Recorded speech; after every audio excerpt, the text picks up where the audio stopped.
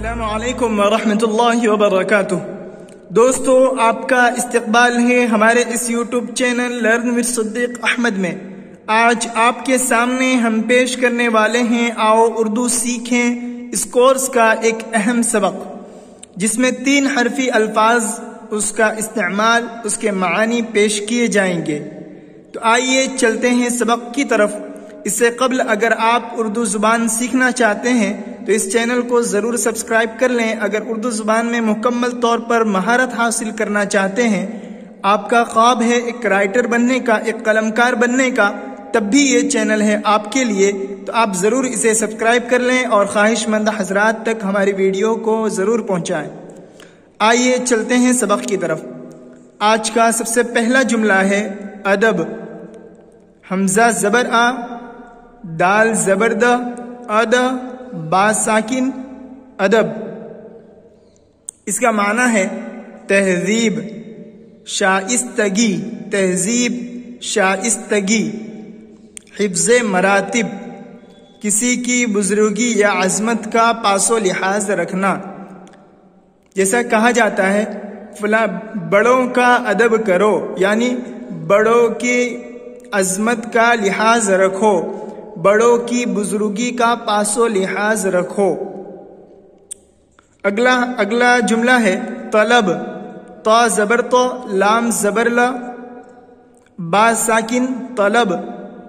اس کا معنی ہے مانگ، ڈیمانڈ، طلب، ڈیمانڈ، مانگ، خواہش، آرزو، تلاش، جستجو، یا وہ چیز جو مانگی جائے۔ جیسے میری طلب ہے، مجھے اس چیز کی طلب ہوتی ہے، یعنی مجھے اس چیز کی خواہش ہوتی ہے۔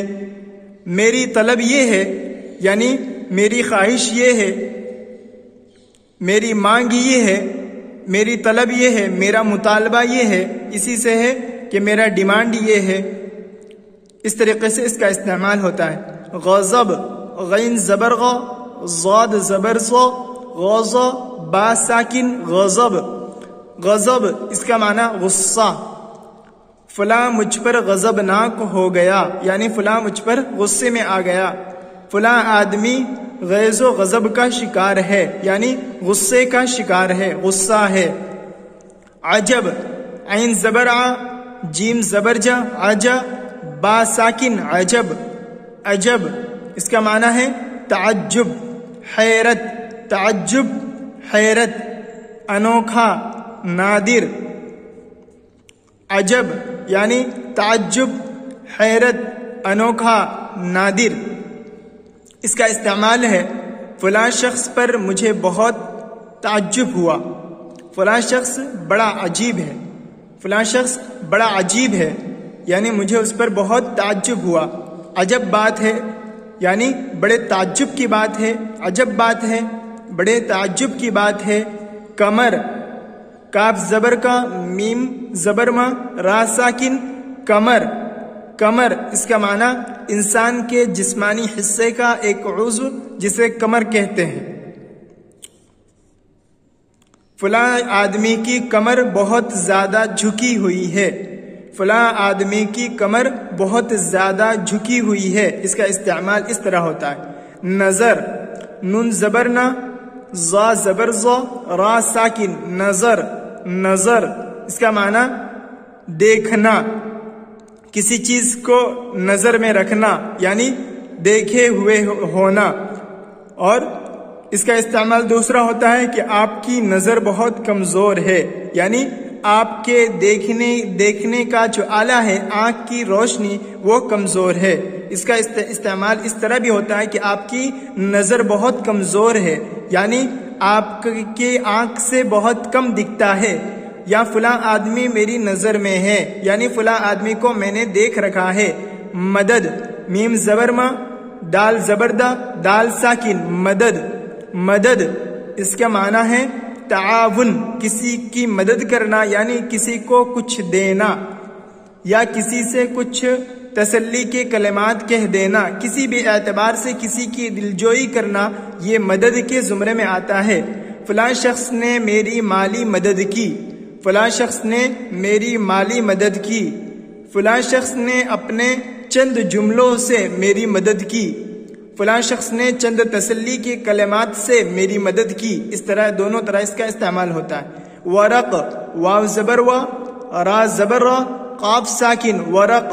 ورق اس کے معنی کاغذ، ورق اس کے معنی کاغذ. فلاں کتاب کا ورق بہت عمدہ ہے، فلاں کتاب کا ورق بہت عمدہ ہے. غرض اس کا معنی ہے مطلب، ضرورت، حاجت. اس کی جماعتی اغراض. فلاں کی مجھ سے بہت زیادہ غرض ہے، یا فلاں شخص کا غرض مجھ سے ملا ہوا ہے، فلاں شخص کی غرض مجھ سے ملی ہوئی ہے، یا فلاں شخص کے اغراض مجھ سے ملے ہوئے ہیں. فلاں شخص کی غرض مجھ سے ملی ہوئی ہے، یا فلاں شخص کے اغراض مجھ سے ملے ہوئے ہیں، یعنی فلاں شخص کو میری ضرورت ہے. مرض، مرض میم زبر ما، را زبر را، ضاد ساکن، مرض. مرض اس کا معنی بیماری، مرض اس کا معنی بیماری. فلاں شخص مریض ہے، فلاں شخص مرض کا شکار ہے. مرض اس کا استعمال زیادہ ہوتا ہے. مرض میم زبر ما، را ساکن اور ضاد ساکن، مرض یعنی بیماری. فلاں شخص مرض کا شکار ہے یعنی بیماری کا شکار ہے. قلم، قاف زبر قا، لام زبر لا، میم ساکن، قلم یعنی لکھنے کا آلہ، قلم. فلاں کی قلم، فلاں شخص کے پاس قلم ہے، فلاں شخص کے پاس قلم ہے. قدم، قاف زبر قا، دال زبر دا، میم ساکن، قدم. قدم یعنی جس انسان چلتا ہے اس سے ایک قدم، دو قدم، یعنی جو چلنے کے درمیان جو فاصلہ ہوتا ہے بیچ میں اسے قدم کہتے ہیں. ایک قدم آگے بڑھو، دو قدم آگے بڑھو، تین قدم آگے بڑھو. آگے ہے خدا، خا پیش خو، دال زبر دا، الف ساکن، خدا. خدا یعنی اللہ تبارک و تعالی، معبود. خدا اللہ تبارک و تعالی یعنی معبود. جدا، جیم پیش جو، دال زبر دا، الف ساکن، جدا. جدا جیم پیش جو، دال زبر دا، الف ساکن، جدا یعنی الگ الگ، الگ تھلگ، الگ الگ. دعا، دال پیش دو، عین زبر آ، حمزہ ساکن، الف ساکن، دعا. دعا اس کے معنی دعا کرنا، کسی کو پکارنا، کسی کے لیے دعا کرنا.